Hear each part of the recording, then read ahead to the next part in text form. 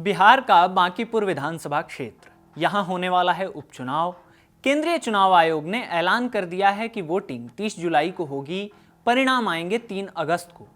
अमूमन ऐसे उपचुनाव में लोगों की बहुत दिलचस्पी तो नहीं होती है। ये मानी हुई बात है कि उपचुनाव में परचम ज्यादातर उसी का लहराता है जिसकी सरकार होती है, लेकिन बांकीपुर का माहौल बदला हुआ सा है, क्योंकि बीजेपी के लिए ये सीट नाक का सवाल है। तो जनसुराज के सूत्रधार प्रशांत किशोर के लिए कुछ साबित करना है कि अपने भाषणों से इंटरव्यू तक में वो जिस कॉन्फिडेंस से बात करते हैं, उतने ही कॉन्फिडेंट उनके पांव जमीन पर भी हैं। बिहार विधानसभा चुनाव 2025 में नाम बड़े और दर्शन छोटे का मुहावरा चरितार्थ हो गया था प्रशांत किशोर के साथ। सीट जीतने का तो छोड़ ही दीजिए, वोटिंग परसेंटेज तक सिंगल डिजिट से आगे नहीं बढ़ पाया था। तो साल भर के भीतर ही प्रशांत किशोर को जब मौका मिला है तो डेरा डाले हुए हैं बांकीपुर में खुद को साबित करने के लिए। लेकिन इस बार ऐसा लगता है कि पीके एंड टीम एक कोर्स करेक्शन के साथ उतरी है। बिहार चुनाव के दौरान जनसुराज के नेताओं और कार्यकर्ताओं ने खूब माहौल बनाया, जोर जोर से कहा कि प्रशांत किशोर भी चुनाव लड़ेंगे। प्रशांत खुद आखिरी मौके तक कहते रहे कि पार्टी फैसला करेगी, लोग जो कहेंगे वही होगा। पार्टी और उनसे जुड़े लोग कहते रहे कि लड़िए चुनाव। करगहर से लेकर तेजस्वी यादव की सीट राघोपुर तक के नाम चले, लेकिन आखिर में आकर प्रशांत कह गए कि हम चुनाव नहीं लड़ेंगे, क्योंकि इससे उनका पूरा वक्त एक सीट पर ही खर्च हो जाएगा।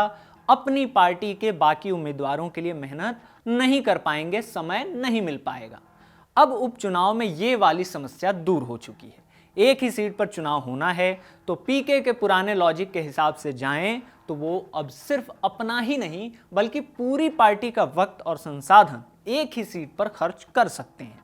तो क्या प्रशांत किशोर बांकीपुर उपचुनाव लड़ेंगे? खबर तो यही है कि प्रशांत किशोर खुद बांकीपुर उपचुनाव में जनसुराज के उम्मीदवार होंगे। जनसुराज एक आधिकारिक और अंतिम मीटिंग के बाद 5 जुलाई के दिन प्रशांत किशोर को अपना उम्मीदवार घोषित कर देगी। आधिकारिक तौर पर जनसुराज ने यह पुष्टि अब तक तो नहीं की है, लेकिन बांकीपुर उपचुनाव को लेकर पार्टी ने लगभग 3 प्रेस कॉन्फ्रेंस की हैं।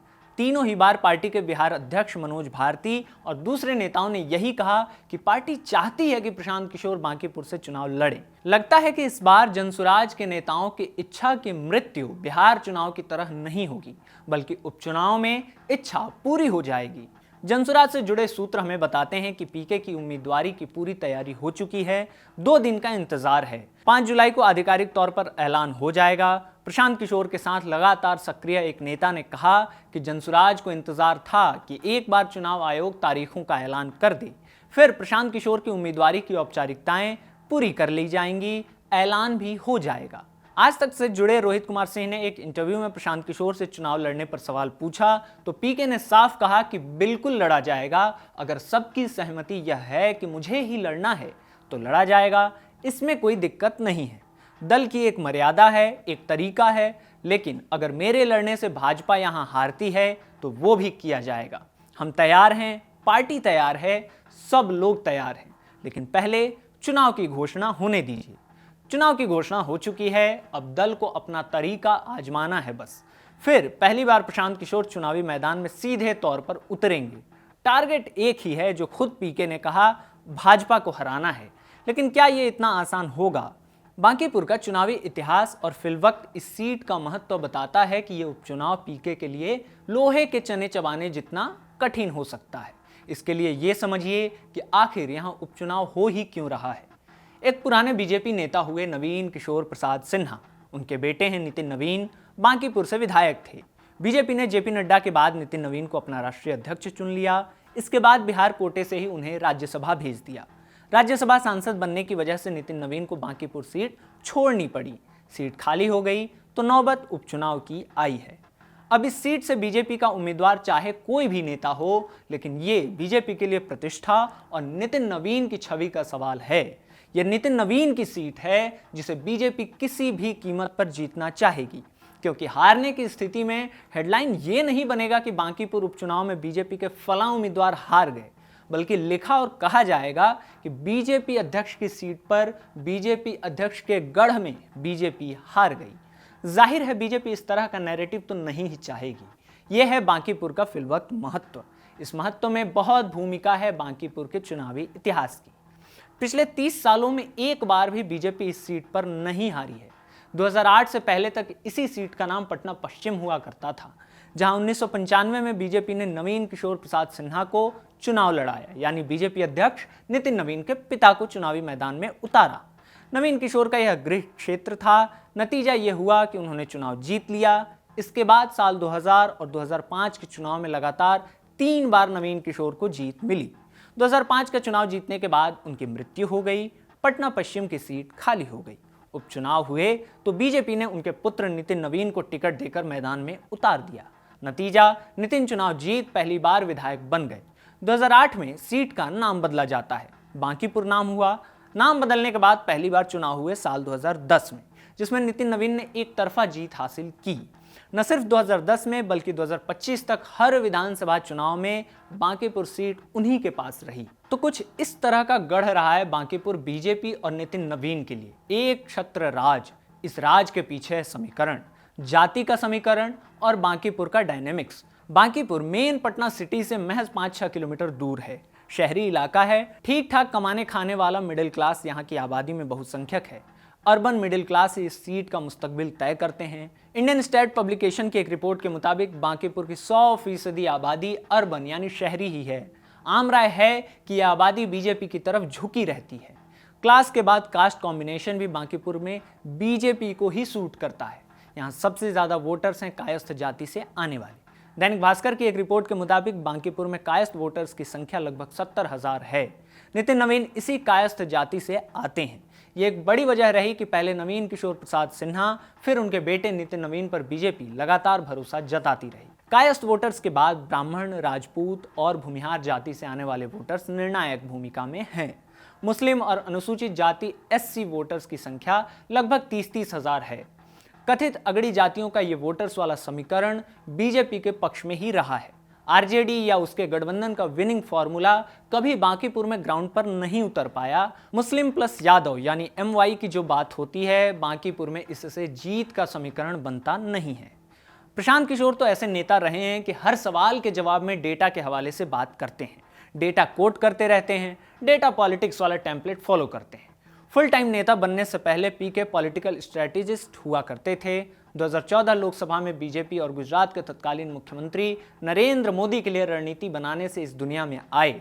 उसके बाद यूपी में सपा कांग्रेस, बिहार में राजद, जदयू और कांग्रेस के महागठबंधन, पंजाब में कैप्टन अमरिंदर सिंह, दिल्ली में अरविंद केजरीवाल, पश्चिम बंगाल में ममता बनर्जी तक के लिए रणनीतिकार की भूमिका निभा चुके हैं। कास्ट सर्वे से लेकर मुद्दों तक पर सर्वे के जरिए रणनीतियां बनाई जाती थीं। तो खुद जब चुनाव लड़ने की तैयारी में PK हैं तो बांकीपुर का कास्ट इक्वेशन तो उन्हें पता ही होगा। पिछले कुछ दिनों में प्रशांत की एक्टिविटी और बयान देखेंगे तो पता चलेगा कि उन्हें मालूम है कि बीजेपी अपने इस गढ़ में कथित सवर्ण वोटर्स के बूते पर राज कर रही है। यानी बीजेपी को हराने के लिए इसी वोट बैंक को तोड़ना होगा, सेंधमारी करनी होगी। यह इत्तेफाक ही है कि PK को थाली में सजाकर इस सेंधमारी के लिए बिहार में एक मुद्दा मिला हुआ है।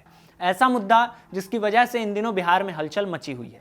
मुख्यमंत्री सम्राट चौधरी और उनकी पुलिस को लेकर खुद बीजेपी और NDA गठबंधन के नेता ही सवाल उठा रहे हैं। बात भरत भूषण तिवारी केस की हो रही है। भोजपुर के बिलौटी गांव में भरत तिवारी नाम के एक युवक का पुलिस ने एनकाउंटर कर दिया। पुलिस ने भरत को मानसिक रूप से विक्षिप्त बताया था। भरत फेसबुक पर लगातार आक्रामक पोस्ट कर रहा था। वीडियोज आए थे जिसमें वो अपने घर में पुलिस के सामने पिस्तौल ताने बैठा था। एनकाउंटर वाले दिन भी जब पुलिस उसे पकड़ने पहुंची तब भी वो बंदूक दिखा रहा था। पुलिस ने प्रेस रिलीज जारी कर कहा था कि भरत ने पुलिस वालों पर फायरिंग की, जिसके बाद सेल्फ डिफेंस में पुलिस ने गोली चलाई, जिससे भरत की मौत हो गई। लेकिन भरत के फेसबुक लाइव में देखा गया था कि उसने पुलिस से बातचीत के बाद पिस्तौल फेंक दिया था, सरेंडर के लिए राजी हो गया था। भरत के माता पिता ने आरोप लगाया है कि उनके बेटे को सरेंडर के बाद पुलिस ने गोली मारी। इस एनकाउंटर ने तुरंत राजनीतिक रंग धारण कर लिया। बिहार सरकार में मंत्री और JDU नेता अशोक चौधरी ने खुद कहा कि पुलिस की वजह से इस पूरे इलाके में फॉरवर्ड वर्सेस बैकवर्ड हो गया है। हालांकि फॉरवर्ड वर्सेस बैकवर्ड की लड़ाई छेड़ी NDA के ही नेताओं ने। एक तरफ पूर्व केंद्रीय मंत्री और बीजेपी नेता अश्विनी चौबे ने कहा कि भरत की हत्या ब्रह्म हत्या है। उन्होंने इसे एक ब्राह्मण की हत्या बताने में कोई कसर नहीं छोड़ी। तो NDA सदस्य केंद्रीय मंत्री और हिंदुस्तानी अवाम मोर्चा के मुखिया जीतन राम मांझी ने सोशल मीडिया पर लिख दिया कि दलितों का एनकाउंटर हो तो नक्सली था, मारा गया, मुसलमान का एनकाउंटर हो तो आतंकवादी था, मारा गया। ऐसा कहने वाले लोग ही भरत तिवारी के एनकाउंटर पर सवाल उठा रहे हैं। जीतन राम मांझी कहते रहे कि भरत तिवारी के पास अवैध पिस्टल था। एनकाउंटर के ठीक बाद उन्होंने पुलिस को वेल डन कहते हुए एक सोशल मीडिया पोस्ट भी किया था। लेकिन बीजेपी के राष्ट्रीय सचिव अमित शाह के करीबी ऋतुराज सिन्हा ने इस पर दुख जताया और कहा कि रक्षक को भक्षक नहीं बनना चाहिए। उनका इशारा पुलिस की तरफ था। सम्राट चौधरी की सरकार ने इस एनकाउंटर की न्यायिक जांच के आदेश दे दिए, लेकिन जांच का आदेश उन्हें सवालों से बचा नहीं पाया। भरत के बिलौटी गांव में महापंचायत हुआ। अश्विनी चौबे भरत के घर वालों से मिले। 3 जुलाई को लोजपा रामविलास के नेता और केंद्रीय मंत्री चिराग पासवान भी भरत के गांव गए थे, उनके घर वालों से मिलकर आए हैं। मिलने प्रशांत किशोर भी जा चुके हैं। पीके का कहना था कि यह कोई एनकाउंटर नहीं है बल्कि हत्या है। 24 जून को बिलौटी जाकर पीके ने आरोप लगाया था कि जब तक पटना से आदेश ना हो कोई पुलिस वाला गोली नहीं चला सकता है। उन्होंने सरकार को चेताया था कि अगर 15 दिन में भरत के परिवार को न्याय नहीं मिला तो मुख्यमंत्री सम्राट चौधरी का घेराव करेंगे। प्रशांत ने इस पूरे मामले में कभी सीधे तौर पर भरत के तिवारी होने का जिक्र नहीं किया। जाति को आधार बनाकर सम्राट चौधरी की सरकार पर सवाल नहीं दागे, लेकिन जाति की चर्चा प्रशांत पहले भी नहीं करते थे। बिहार चुनाव के दौरान जातिगत वोट बैंक बनाने की बात नहीं दोहराई थी या किसी जाति विशेष की नुमाइंदगी का दावा तो नहीं किया था। लेकिन सोशल मीडिया पर लगभग एक कैंपेन सा चला जिसमें प्रशांत किशोर की जाति बताई गई कि वो पांडे हैं। यह माहौल बनाने की कोशिश जरूर हुई थी कि सवर्णों और खासकर ब्राह्मणों के नेता प्रशांत किशोर बनेंगे।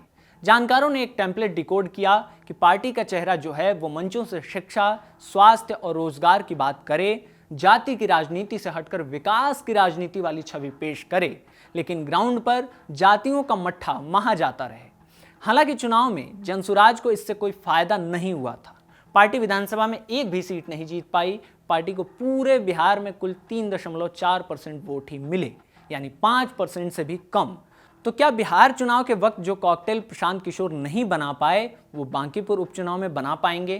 क्या भरत तिवारी केस बीजेपी को चोटिल कर पीके के लिए संजीवनी बन जाएगा? ये सवाल हैं। सवाल तो ये भी है कि आखिर बीजेपी इस सीट पर किसे उम्मीदवार बनाने वाली है। चर्चा कई नामों की है, लेकिन बीजेपी से जुड़े नेता एक नाम की प्रबल संभावना जता रहे हैं। नाम है नील रतन घोष। लगभग 3 दशक से नील रतन बीजेपी के लिए काम कर रहे हैं, लेकिन उनकी संभावना मजबूत है क्योंकि वो नितिन नवीन और उनके पिता के भी बेहद करीबी रहे हैं। बताया जाता है कि नील रतन घोष ही नितिन नवीन का पटना दफ्तर संभालते हैं, आंख कान की भूमिका में रहते हैं। बंगाली कायस्थ हैं तो जाति समीकरण के लिहाज से भी उनकी दावेदारी पुख्ता ही है। तो हो सकता है कि नितिन नवीन जो खुद बीजेपी अध्यक्ष हैं अपने करीबी और लगातार बांकीपुर में सक्रिय रहे नील रतन घोष पर दांव खेल दें। हालांकि नील रतन घोष के अलावा मीडिया में बीजेपी प्रवक्ता अजय आलोक का नाम भी चल रहा है। अजय आलोक भी कायस्थ जाति से ही आते हैं। देखना है कि नील रतन घोष या अजय आलोक आखिर कौन प्रशांत किशोर से टकराता है, या बीजेपी किसी तीसरे नाम को गढ़ डिफेंड करने का मौका देती है। जो भी नाम तय होगा उसके कंधे पर गढ़ बचाने का जिम्मा होगा। बीजेपी बांकीपुर सीट बचा पाएगी या नहीं, ये तय होने में आरजेडी का रोल बड़ा होने वाला है। आरजेडी ने अब तक अपने कैंडिडेट के नाम का ऐलान नहीं किया है। 2 सिचुएशन हैं। एक ये कि आरजेडी किसी कैंडिडेट को मैदान में भले उतार दे, लेकिन ये लड़ाई प्रशांत किशोर बनाम बीजेपी बन चुकी है। दूसरा ये हो सकता है कि आरजेडी कांग्रेस का महागठबंधन प्रशांत किशोर को बांकीपुर में वॉकओवर दे दे, यानी कोई कैंडिडेट ही ना उतारे। दूसरी संभावना कम ही है क्योंकि प्रशांत किशोर का उभार उसी खालीपन को भरेगा जो राजद और कांग्रेस के कमजोर होने की वजह से बिहार में पैदा हुई है। विपक्ष का विकल्प प्रशांत किशोर के पास राजनीतिक रूप से 0 है। उपचुनाव जीतने पर 1 हो जाएंगे, जो ताकत में इजाफा ही माना जाएगा। नैरेटिव में तो कम से कम राजद को इसका नुकसान झेलना पड़ सकता है। अब यह निष्कर्ष 3 अगस्त को निकलेगा कि कहां कौन से समीकरण ने आकार लिया। तब तक आप खबरगांव देखते रहिए। इस पॉलिटिकल डेवलपमेंट पर आप कुछ राय जाहिर करना चाहें तो कमेंट बॉक्स खुला है। इस रिपोर्ट में इतना ही। इसे रिकॉर्ड किया इरशाद ने।